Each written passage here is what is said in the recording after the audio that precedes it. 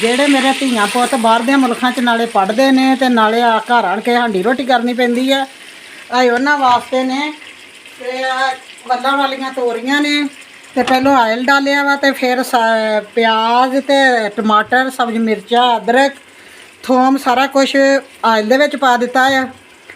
ਨਾਲ ਹੀ ਮਿਰਚਾਂ ਪਾਈਆਂ ਨੇ, ਇਹ ਮਿਰਚਾਂ ਜਾ ਰਹੀਆਂ ਆ ਤੇ ਇਹ ਹਲਦੀ ਨਮਕ ਜਾ ਰਿਹਾ ਆ, ਇਹ ਨਮਕ ਪਾਉਣ ਡਏ ਆ।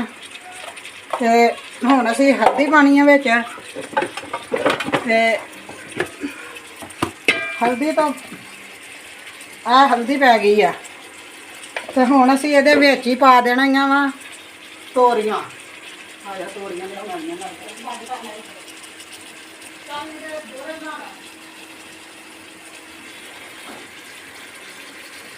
ਪਾ ਦਿੱਤੇ ਨੇ। ਤੇ ਆ ਮੈਂ ਕੱਲ ਤੋਰੀਆਂ ਕੱਟ ਕੇ ਰੱਖੀਆਂ ਸੀ ਟਾਈਮ ਦੀ ਬਚਤ ਵਾਸਤੇ ਤੇ ਹੁਣ ਵਿੱਚ ਤੋਰੀਆਂ ਵੀ ਪਾ ਦਿੱਤੀਆਂ ਨੇ ਤੇ ਇਹਨੂੰ ਇਸ ਤਰ੍ਹਾਂ ਹੀ ਢੱਕ ਦੇਣਾ ਆ ਤੇ 10 ਮਿੰਟ ਤੱਕ ਇਹ ਤੋਰੀਆਂ ਬਣ ਜਾਣੀਆਂ। ਤੇ ਦੇਖਿਓ ਕਿੰਨੀਆਂ ਵਧੀਆ ਬਣੀਆਂ ਨੇ ਤੇ ਖਾ ਕੇ ਦੱਸਿਓ ਕਿ ਕਿੰਨੀਆਂ ਮਜ਼ੇਦਾਰ ਬਣੀਆਂ ਤੇ ਕਿਹੜੇ ਸ਼ਹਿਰ 'ਚੋਂ ਬੋਲਦੇ ਆ ਤੇ ਕਮੈਂਟ ਕਰਿਓ ਤੇ ਫੋਲੋ ਕਰਿਓ ਤੇ ਸਾਰਾ ਕੁਝ ਕਰਿਓ ਤੇ ਦਾਦੀ ਜੱਟੀ ਨੂੰ ਕਮੈਂਟ ਕਰਿਓ। ਸਾਰੀਆਂ ਤੋਰੀਆਂ ਵੱਲਾਂ ਵਾਲੀਆਂ ਬਣੀਆਂ ਨੇ ਤੇ ਹੈ ਵੀ ਆਸਾਨ ਨੇ ਤੇ ਸੌਖੀਆਂ ਪੱਕ ਜਾਂਦੀਆਂ। ਜਿਹੜੇ ਬੱਚੇ ਪੜ੍ਹਦੇ ਨੇ ਤੇ ਉਹ ਬਣਾ ਕੇ ਤੇ ਖਾ ਕੇ ਤੇ ਦੱਸਣ ਮਜ਼ੇਦਾਰ ਬਣੀਆਂ ਨੇ।